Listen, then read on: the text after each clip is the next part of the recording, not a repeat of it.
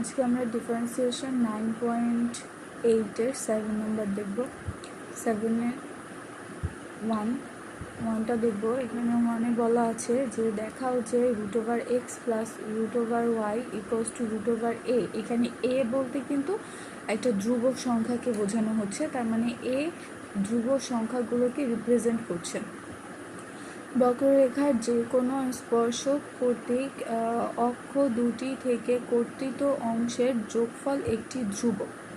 আচ্ছা, তার মানে আমাকে কি বলেছে যে এই যে বক্ররেখার যে সমীকরণটা এখানে দিয়ে দেওয়া আছে, এই বক্ররেখার এই সমীকরণটার একটা স্পর্শক আছে, যে স্পর্শকটা হচ্ছে এক্স অক্ষ আর ওয়াই অক্ষ থেকে যে অংশটা কেটে নেয়, তার মানে স্পর্শকটা হচ্ছে একটা সরলরেখা। ওই সরলরেখাটা এক্স অক্ষ আর ওয়াই অক্ষ থেকে যে অংশটা কেটে নেয় সেই অংশের যোগফল হবে একটা ধ্রুব সংখ্যা। এটাই আমাকে বের করতে বলেছে। আচ্ছা, তো আমাদের আমরা করব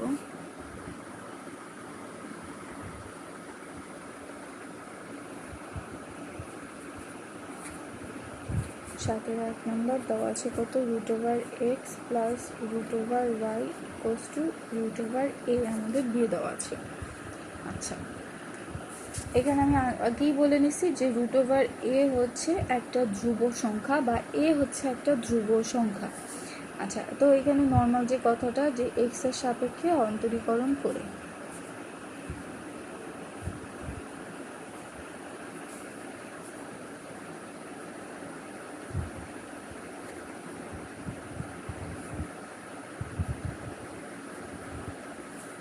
x এর সাপেক্ষে অন্তরীকরণ যদি করি, √x কে ডিফারেন্সিয়েট করলে আমরা যেটা পাই, √x কে ডিফারেন্সিয়েট করলে আমরা পাই হচ্ছে half into x⁻⁻½ plus half into y⁻⁻½ কিন্তু ওয়াইকে আবার ডিফারেন্সিয়েট করতে হবে, তার মানে হচ্ছে আমাদের dy ডিভাইডেড বাই dx লিখতে হবে ইকুয়ালস টু আমরা দিব হচ্ছে 0। কারণ কি, √a হচ্ছে একটা ধ্রুব সংখ্যাকে আমি যদি ডিফারেন্সিয়েট করি তাহলে তার মান পাবো হচ্ছে 0। ওকে, তাহলে এখানে লিখতে পারি হচ্ছে হাফ অফ √x লিখতে পারি প্লাস হাফ অফ √y লিখতে পারি, আর এখানে হচ্ছে dy ডিভাইডেড বাই dx লিখতে পারি ইকুয়ালস টু 0। আমরা হচ্ছে কি করব, সিমিলার ওয়েতে dy বাই dxটাকে আলাদাভাবে রেখে নিব। কেন রেখে নিব? কারণ আমরা জানি dy বাই dxটা হচ্ছে ওই যে স্পর্শকটা আমাদের বের করতে বলেছে সেই স্পর্শকের ঢাল। এটা হচ্ছে ঢালের সমীকরণ, স্পর্শকের ঢালের সমীকরণ থেকে তাহলে আমরা এখান থেকে পেয়ে যাই যে মাইনাস √y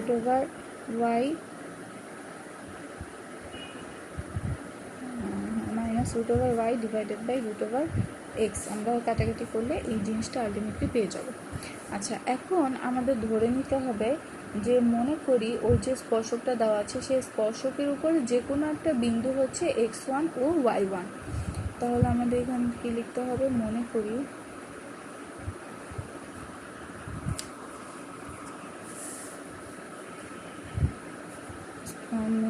স্পর্শকটা না, এখানে বক্ররেখার উপরে, কারণ আমাদের বক্ররেখার সমীকরণটা তোমাকে দিয়ে দেওয়া আছে, রেখার উপর মানে এই যে আমরা যে বিন্দুটা ধরে নিলাম সেই বিন্দুটা এমন একটা বিন্দু যেটা বক্ররেখার উপরেও থাকবে, আবার যেটা স্পর্শক যে চলে গেল এই স্পর্শকের মধ্যেও থাকতেছে। তার মানে আলটিমেটলি স্পর্শক আর বক্ররেখা, আমরা জানি স্পর্শকটা বক্ররেখাকে একটা বিন্দুতেই ছেদ করে, ওই একটা বিন্দুই আমি ধরে নিব কত, ওই নির্দিষ্ট বিন্দুটাকেই আমি ধরে নিলাম কত, x1 আর y1, x1, y1। তার মানে বক্ররেখার উপরে কোনো একটা বিন্দু আমরা ধরে নিই কত, x1, y1। আবার বলতেছি এই যে x1, y1 সেটা বক্ররেখার উপরেও একটা বিন্দু, আর ওই যে বক্ররেখার সাথে যে আমরা স্পর্শকটা আঁকবো সেই স্পর্শকের সাথেও ওই নির্দিষ্ট বিন্দুটাই। আচ্ছা, তাহলে সেইখান থেকে আমরা যদি x1, y1 এই সরলরেখার যে মানে বক্ররেখার যে সমীকরণটা আছে সেই সমীকরণটার মধ্যে বসিয়ে দিই, তাহলে আমাদের কি চলে আসবে, √x1 plus √y1 equals to √a। ওকে,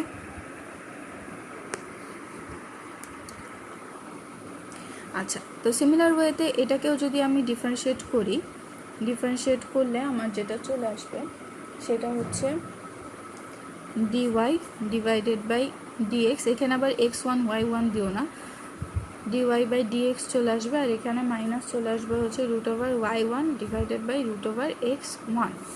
ওকে, এখন দেখো আমরা এখন স্পর্শকের ক্ষেত্রে চলে যাই। স্পর্শকের আমরা ঢাল জানি, একটা স্পর্শকের আমরা ঢাল জানি, আর ঢালটা যখন জানি আর ওর একটা নির্দিষ্ট বিন্দুও আমরা জানি হচ্ছে x1 y1, তাহলে সেই ক্ষেত্রে ওই যে সরলরেখাটা আছে সেই সরলরেখাটার সমীকরণটা কিন্তু আমাদের মেক করা ইজি হয়ে যাবে, কারণ আমরা একটা নির্দিষ্ট বিন্দু জানি আর ওই সরলরেখাটার ঢাল জানি। ঢাল এই দুইটা জিনিস জানলেই আমরা জানি একটা নির্দিষ্ট সরলরেখার আমরা কি বের করতে পারবো, স্পর্শকের সমীকরণটা আমরা নির্ণয় করতে পারবো।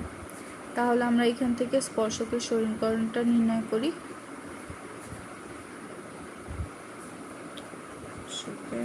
সমীকরণ, তাহলে স্পর্শকের সমীকরণ থেকে আমরা জানি একটা নির্দিষ্ট বিন্দু জানি, তার মানে y মাইনাস নির্দিষ্ট বিন্দু y এর মান, তার মানে হচ্ছে y1, x মাইনাস নির্দিষ্ট বিন্দুর x এর মান, তার মানে হচ্ছে x1, ইকুয়ালস টু এদের ঢালটা কিন্তু এখান থেকে আমরা জানি -√y1 ডিভাইডেড বাই √x1, তার মানে হচ্ছে -√y1 ডিভাইডেড বাই √x1। ওকে, এখন এটা আমাদের ক্যালকুলেট করতে হবে। ক্যালকুলেট করলে যে মানটা আমরা পাবো যে y মাইনাস y1 ইন্টু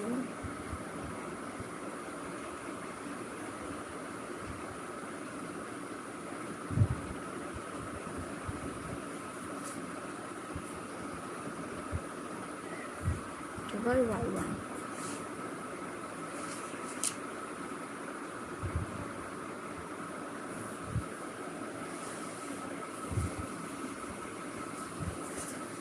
ওকে,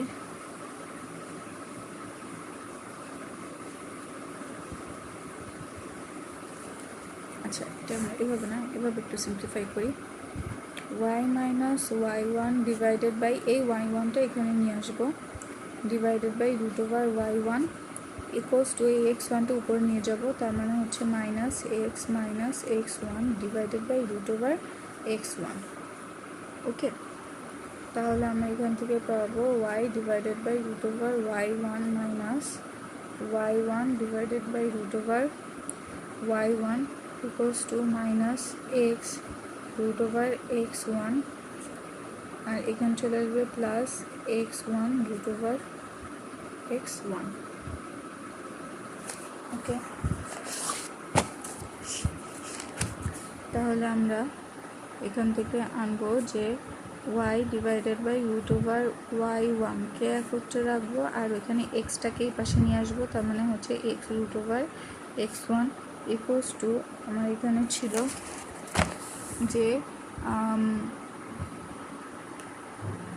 এখানে ছিল x √x1, তার মানে আমি যদি রুট আর x কাটাকাটি চলে যায় শুধুমাত্র √x1 থাকে, আর এখানে আমার √y1 থাকে। √y1টা এখান থেকে এই পাশে নিয়ে আসলে আমার প্লাস চলে আসবে, তার মানে আমার এখানে হচ্ছে √x1 প্লাস √y1।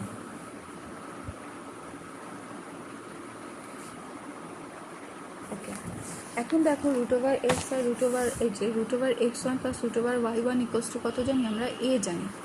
তাহলে এই জিনিসটা আমরা এখানে বসিয়ে দিব।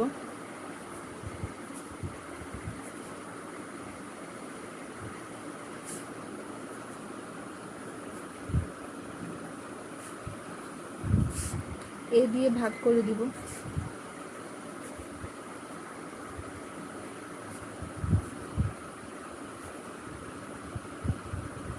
আচ্ছা, এখন আসি এ দিয়ে কেন ভাগ করলাম। আমরা যখন সরলরেখার সমীকরণগুলো বা সরলরেখার চ্যাপ্টারটা করছিলাম তখন দেখিয়েছিলাম যে আমার সরলরেখার সমীকরণটা এইরকমভাবে আমরা আনবো যাতে অপর সাইডে আমার 1 থাকে, তার মানে হচ্ছে এক্স আর ওয়াইটা এক সাইডে রেখে আর ধ্রুবপদটাকে অন্য সাইডে নিয়ে ধ্রুবপদ দিয়ে ভাগ করে দিব। তাহলে ভাগ করে দিয়ে আমার নিচে যে ডাটাগুলো থাকে সেইটাই হবে কি এক্স অক্ষ থেকে আর ওয়াই অক্ষ থেকে কর্তৃত অংশের পরিমাণটা।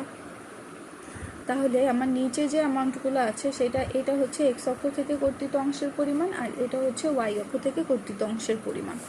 তাহলে আমি এখান থেকে লিখব যে এক্স অক্ষ থেকে কর্তৃত অংশ, এক্স অক্ষ হতে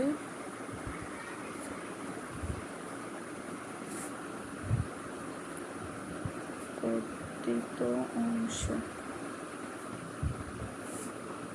ইকুয়ালস টু কত, a √x1, y অক্ষ হতে কর্তৃত অংশ কত চলে আসবে, a √y1।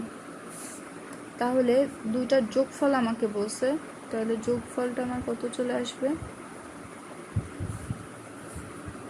a √x1 plus a √y1 equals two a যদি কমন নিই তাহলে আমার থাকে √x1 প্লাস √y1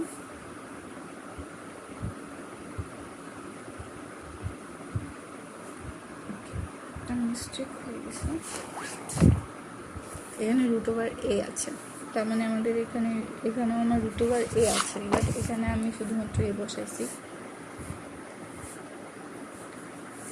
আচ্ছা,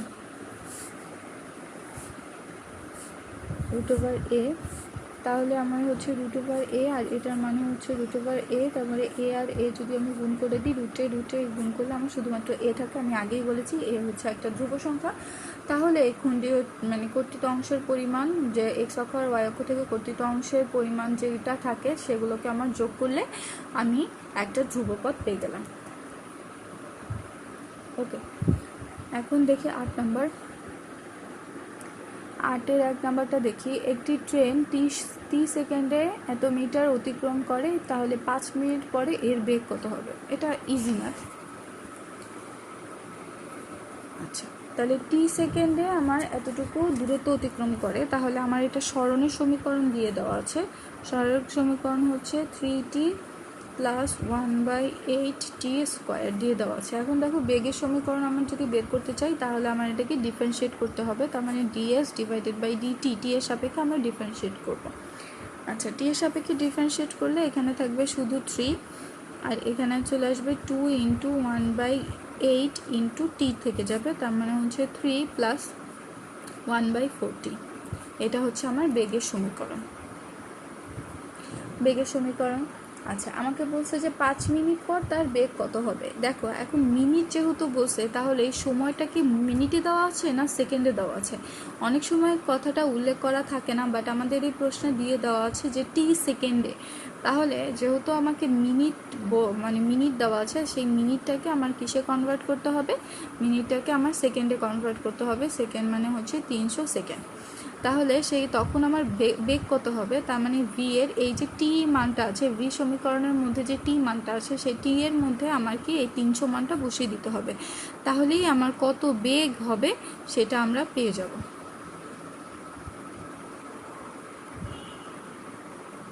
ঠিক আছে, এটা ক্যালকুলেশন করলেই আমাদের বেগের মানটা বের হয়ে যাবে। আচ্ছা, এখন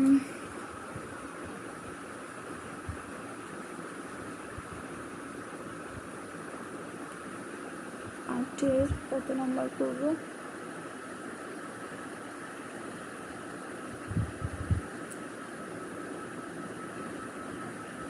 আচ্ছা, 8-এর 3 করি। একটি গতিশীল কণার কোনো সরলরেখার টি সময় অতিক্রান্ত দূরত্ব দিয়ে দেওয়া আছে, তারপরে 2 সেকেন্ড শেষ হলে তার বেগ কত, তারপরে কণাটি থামার পূর্বে তার অতিক্রান্ত দূরত্ব কত সেটা জানতে চেয়েছে। আচ্ছা,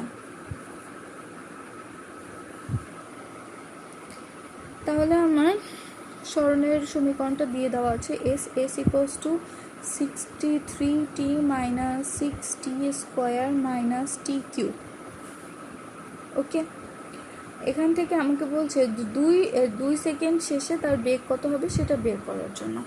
আচ্ছা, ফার্স্ট অফ অল তাহলে আমরা বেগ যেভাবে বের করি ds ডিভাইডেড বাই dt করে দিব। আচ্ছা, তাহলে এখানে আমার 63 - 6 × 2 = 12t - 3t² করলাম। আচ্ছা, এটা হচ্ছে আমার কিসের মান? বেগের মান। তাহলে 2 সেকেন্ড পরে আমার বেগ কত হবে সেটা জানতে চেয়েছে, তার মানে t ইকুয়ালস টু কত 2 সেকেন্ড। তাহলে সুতরাং আমি v এর মানটা কত বের হবে আমার 63 minus 12 into 2 minus 3 into 2 square. আচ্ছা, তাহলে এখান থেকে আমার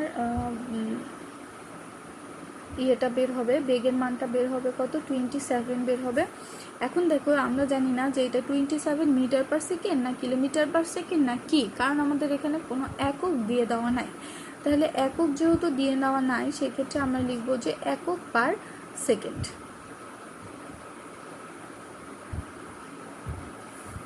সেকেন্ড বলে দেওয়া আছে, তোমার সেকেন্ডের জায়গায় সেকেন্ড ঠিকই থাকবে, বাট এখানে আমরা জানি না মিটার না কিলোমিটার, কিছুই আমরা জানি না, যার কারণে আমরা এখানে শুধুমাত্র একক বসবে। ওকে, তারপর আমাকে বলেছে যে কণাটি থামার পূর্বে অতিক্রান্ত দূরত্ব নির্ণয় করো। আচ্ছা, কণাটা কখন থামবে, যখন কণাটা আমার থেমে যাবে তখন ওর অতিক্রান্ত দূরত্ব কত হবে সেটা আমার কাছে জানতে চেয়েছে। ওকে, এখন দেখো কণাটা থামার মুহূর্তে আমার ভি এর মান কত চলে আসবে বলো তো? ভি এর মান কি 0 চলে আসবে, কারণ থেমে যাওয়া মানে হচ্ছে আমার বেগটা শূন্য হয়ে যাওয়া। তাহলে আমার যখন বেগের মান 0 তখনই কণাটা থেমে যাবে, তার মানে ওই সময়টা আমাকে নির্ণয় করতে হবে যে এক্স্যাক্টলি কত সময়ে ও থেমে যাচ্ছে। তাহলে আমার এখানে চলে আসবে হচ্ছে 63 মাইনাস 12 টি মাইনাস 3t স্কোয়ার। আমরা হচ্ছে বেগের যে সমীকরণটা বের করেছিলাম সেই বেগের সমীকরণটা এখানে বসিয়ে দিলাম। তাহলে আমার এখানে 3t স্কোয়ার মাইনাস মানে plus 12t minus 63 equals to 0। 3 দিয়ে আমরা ভাগ করে দিই, 12t স্কোয়ার আর এখানে হচ্ছে 4t আর হচ্ছে এখানে আমার চলে আসবে 21 ইকুয়ালস টু 0। আচ্ছা,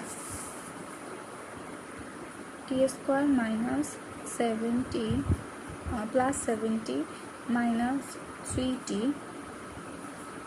আর হচ্ছে minus 12 equals to 21 minus 21 equals to 0। আমি যদি টি কমন নিই, টি কমন নিলে হচ্ছে টি প্লাস 7 চলে আসবে, আর এখানে মাইনাস যদি 3 কমন নিই তাহলে এখানেও আমার টি প্লাস 7 চলে আসবে ইকুয়ালস টু 0। তাহলে এখান থেকে আমি পেয়ে যাচ্ছি টি মাইনাস 3 আর এটা হচ্ছে টি প্লাস 7 ইকুয়ালস টু 0। তাহলে টি ইকুয়ালস টু একটা মান পেয়ে যাচ্ছি 3 আর এখানে টি ইকুয়ালস টু একটা মান পেয়ে যাচ্ছি কত -7। আমরা জানি সময় কখনো ঋণাত্মক হয় না, তার মানে এটাও গ্রহণযোগ্য হবে না, বাট টি ইকুয়ালস টু 3 এটা আমার গ্রহণযোগ্য হবে। তার মানে আমার সময় যখন 3 সেকেন্ড তখন কণাটা থেমে যাচ্ছে। আচ্ছা, তখন আমাকে বলছে যে যখন মানে থেমে যাওয়ার আগ মুহূর্ত পর্যন্ত তার অতিক্রান্ত দূরত্ব কত হবে সেটা বের করতে। তাহলে এই যে টি এর মানটা সেটা আমার এস এর যে সমীকরণটা দেওয়া ছিল সেই এস এর সমীকরণটার মধ্যে বসিয়ে দিব, তাহলেই আমাদের অতিক্রান্ত দূরত্বের মানটা বের হয়ে যাবে। তাহলে এস ইকুয়ালস টু আমরা লিখতে পারি কত 63 into 3 minus 6 into 3 square minus 3 cube equals to আমাদের অ্যান্সার যেটা আসে হচ্ছে 108 এত একক। অ্যাগেইনলি আমরা জানি না মিটার না কিলোমিটার না কি, সেই জন্য আমাদের এখানে একক বসবে।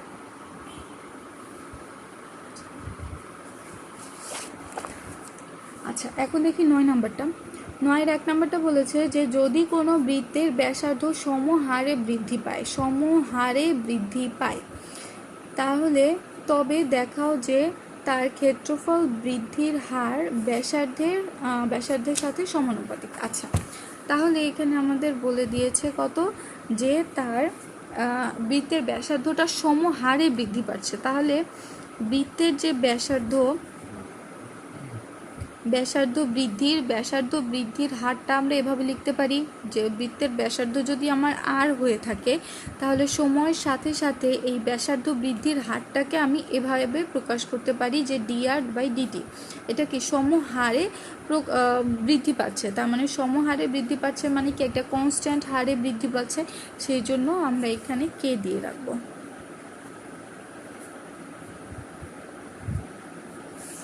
আচ্ছা, তাহলে আমার যদি ব্যাসার্ধ হয়ে থাকে ব্যাসার্ধ ইকুয়ালস টু আর, তাহলে ক্ষেত্রফল হবে কত? ক্ষেত্রফল হবে পাই আর স্কোয়ার। তাহলে আমাদের এখানে এখন মানে বের করতে বলেছে যে ক্ষেত্রফল বৃদ্ধির হার।